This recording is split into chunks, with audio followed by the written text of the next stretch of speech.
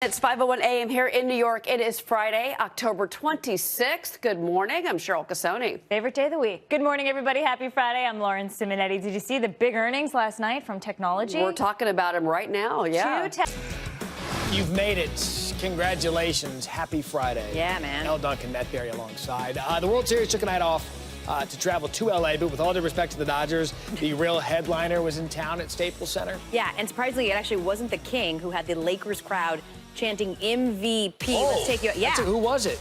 Out there, it's for the web to have and to hold. Either go back and say, hey, I want to correct my original tweet, or delete it in its entirety. But what about Facebook and Instagram? You can edit those, so what's the difference?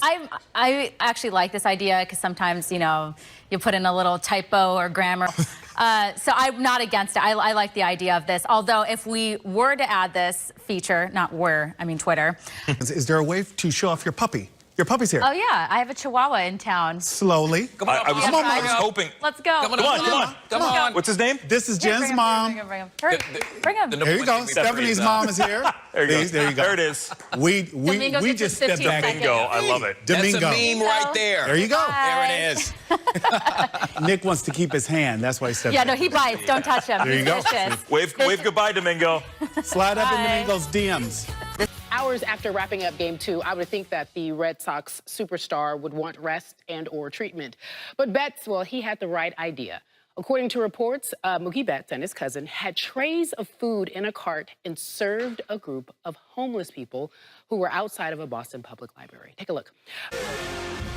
As he has calmly navigated his way through 2 years on the franchise tag with the Redskins and a frantic free agency period with the Vikings, Kirk Cousins is a good example of grace under pressure. Coast to coast, it's rapid fire through some of the biggest storylines in the NFL this weekend.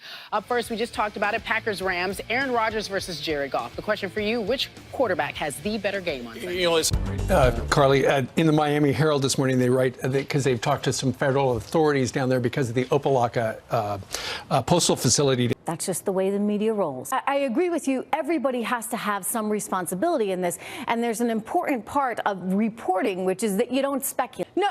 Oh, well, I don't know. Maybe I'm not all of them are that stupid. And I'm all for that. I agree with you. And I'm all for everybody being more proactive in terms of being a little bit nicer to each other. And that includes Hillary Clinton. No more talk of not being civil. That includes Maxine Waters. No more talk of heckling people just because they work in the Trump administration. I mean, we owe it to ourselves as Americans to all show some decency. Can you add one more person to that list? I know, it's the president. And Thank you. Good morning, Ginger. Good morning to you, Michael. We are starting out with that nor'easter and the alerts that are up. 1 to 3 feet of water piling up on the coastline. Even some snow moving into northern Maine. Look at the gusts. This is what I think could be the most dangerous, the wind.